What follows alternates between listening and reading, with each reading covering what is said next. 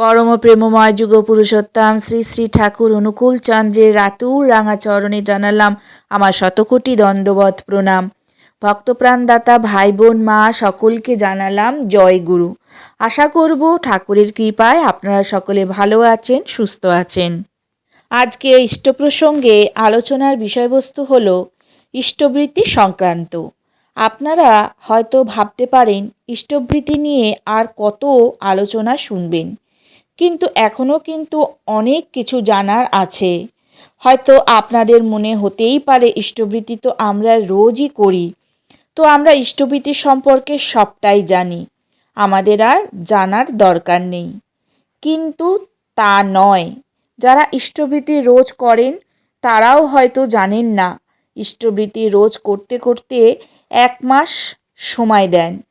এই 1 মাসের মধ্যে আপনারা বুঝতে পারবেন কি হচ্ছে, কি যাচ্ছে, কি ফিরছে, কি মঙ্গল হচ্ছে, কি অমঙ্গল হচ্ছে, কি লাভ হচ্ছে, কি লোকসান হচ্ছে, সবটাই কিন্তু বুঝতে পারবেন। ইষ্টবৃত্তি কিন্তু যেমন তেমন জিনিস নয়।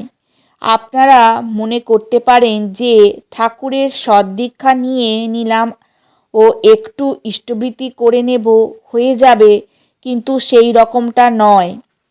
তো ইষ্টবৃত্তি পালন করবার যে 5টি ধাপ, সেই 5টি ধাপ নিয়ে আর একবার আলোচনা করা যাক। ঠাকুর আমাদের এই পৃথিবীতে পাঠিয়েছেন, তাই সময়টাকে নষ্ট করব না। আমাদের এই জীবনটা যখন তখন কিন্তু চলে যেতে পারে। ইষ্টবৃত্তি পালন করছি বলে যে আমার বিপদ আপদ মৃত্যু ফাড়া হবে না, তা কিন্তু নয়। সব কিছু চলবে, সব কিছু হবে, তার মধ্যে দিয়ে ঠাকুর আমি তোমাকে নিয়ে আছি আর আমি তোমাকে নিয়েই থাকব, এইটুকু কথা আমাদেরকে বুঝতে হবে, বলতে হবে, ভাবতে হবে। ঠাকুরের কথা সব সময় ভাবো। আমাদের মনটাকে তার সঙ্গে সব সময় যুক্ত রেখেই চলব। তাই ভাববো যা তাই করব। হাজার কাজের মধ্যে তাকে ভুলে যাব না। সব সময় যেন তার কথা আমরা স্মরণে রাখতে পারি। তাই আপনি যেভাবেই থাকেন, যেখানেই থাকেন, যা কাজই করেন না কেন, ইষ্ট সম্পর্কে ভাবনা চিন্তা আপনাদের করতেই হবে। পরম দয়াল শ্রী শ্রী ঠাকুর আমাদের ব্রহ্ম মুহূর্তে ইষ্টবৃত্তি করতে বললেন। সকাল 8টা-9টার সময় নয়, কিন্তু পরিষ্কার পরিচ্ছন্ন হয়ে নাম ধ্যান করা, শত অনুজ্ঞা পাঠ করা, ইষ্টবৃত্তি করা। শত অনুজ্ঞা পাঠের মধ্য দিয়ে ইষ্টবৃত্তি কিন্তু জাগ্রত হয়। ইষ্টবৃত্তি করার সময় আপনার চিন্তা ভাবনা কেমন থাকে, সেই চিন্তা ভাবনার ওপর ইষ্টবৃত্তি আপনার নির্ভর করে।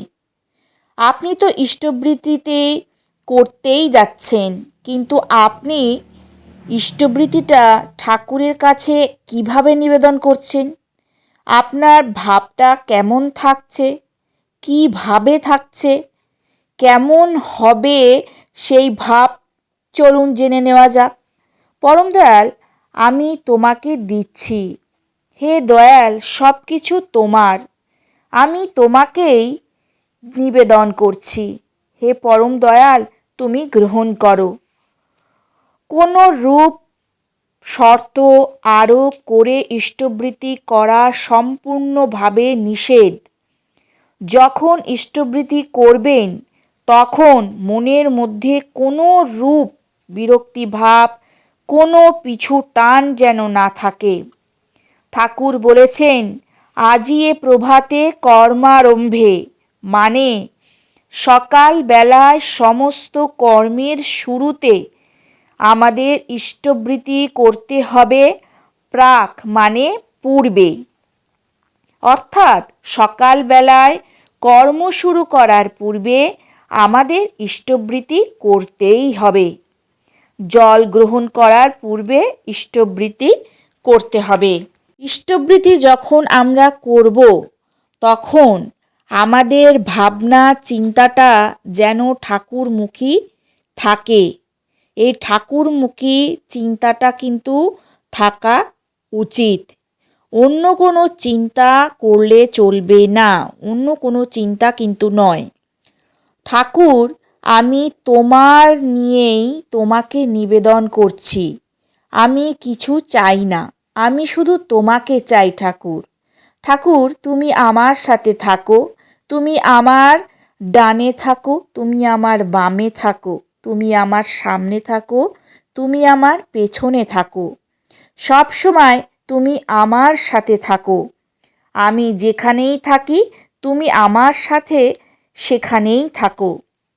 এই যে আমার সাথে থাকো কথাটা বলতে বলতে আপনার ভাবটা চলে আসবে যে ঠাকুর, তুমি আমার সাথে আছো, আর এইটুকু কথার মধ্যে দিয়ে আপনার জীবনের পরিবর্তন হতে বাধ্য।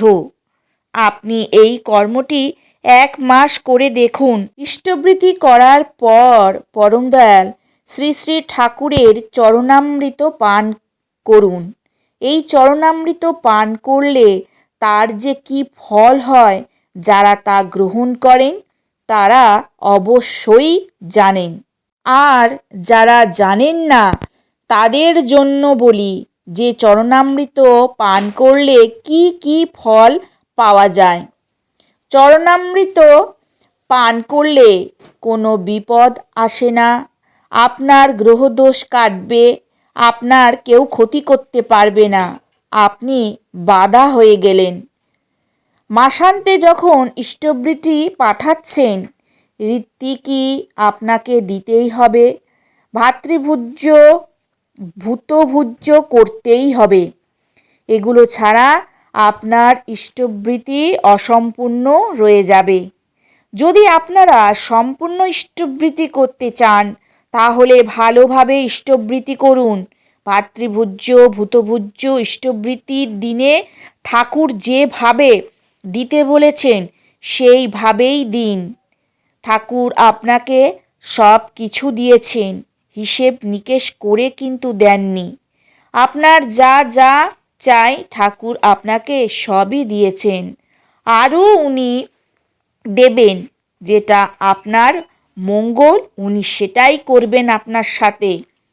সুতরাং আপনার যে কর্ম সেই কর্মটা কিন্তু করতেই হবে। এই কর্মগুলো ঠিকঠাকভাবে পালন করুন, দেখবেন প্রার্থনা আপনি আপ এসে যাবে।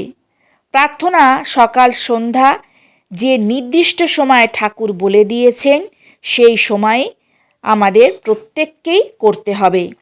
এই প্রার্থনা কিছু ভালো ফল আছে, যারা করেন তারা বোঝেন।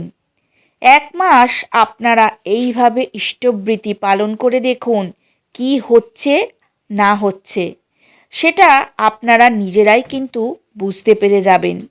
তাহলে একদম ইষ্টবৃতি ব্রহ্মমুহূর্তে করে শেষ হয়ে গেল তা নয়। ইষ্টবৃতি একদম মাসান্তে যেদিন পাঠাচ্ছেন, ঋত্বিকী প্রণামী ভাতৃভুজ্য ভূতভুজ্য সেটা ঠিকভাবে দিয়ে নিবেদন করে সেটা ঠিক জায়গায় রেখে ইষ্টবৃতিটা আপনাকে পূরণ করতে হবে।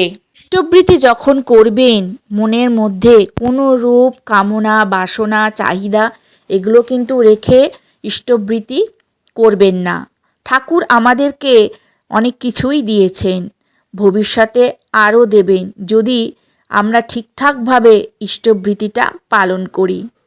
আমার অর্থ লাগবে, আমার গাড়ি লাগবে, বাড়ি লাগবে, এইসব কিন্তু কখনোই কামনা নিয়ে ইচ্ছা নিয়ে ইষ্টবৃতি করতে যাবেন না। আমরা তো সকলেই ইষ্টবৃতি পালন করি। যে যে নিয়মগুলো হয়তো অনেকেই পালন করেন, হয়তো অনেকেই এই যে সমস্ত কর্মগুলোর কথা ঠাকুর বলেছেন যেভাবে করতে বলেছেন সেভাবে হয়তো অনেকেই করতে পারেন না।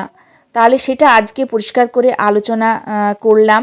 আশা করব আজকের ভিডিওটা আপনাদের ভালো লাগবে। আর যদি ভালো লাগে তাহলে অতি অবশ্যই একটা করে লাইক করবেন, কমেন্ট করবেন, আর বেশি বেশি করে ভিডিওটা শেয়ার করবেন যাতে আরও 5 জন এই ভিডিওর মাধ্যমে উপকৃত হয়, আরও আমাদের ঠাকুরের কথা চারিদিকে ছড়িয়ে পড়ে। আর যারা এখনও পর্যন্ত আমার পরিবারের সদস্য হয়ে ওঠেননি তারা আমার চ্যানেলটাকে সাবস্ক্রাইব করে আমার পরিবারের সদস্য হয়ে উঠুন। আজকে চলি, কালকে আবারও আসছি নতুন আরেকটি ঠাকুরের ভিডিও নিয়ে। সবাই ভালো থাকুন, সুস্থ থাকুন, সাবধানে থাকুন এই কামনা করি। আর ঠাকুর সদা সর্বদাই যেন আপনাদেরকে ভালো রাখে, সুস্থ রাখে। জয় গুরু, বন্দে পুরুষোত্তমম।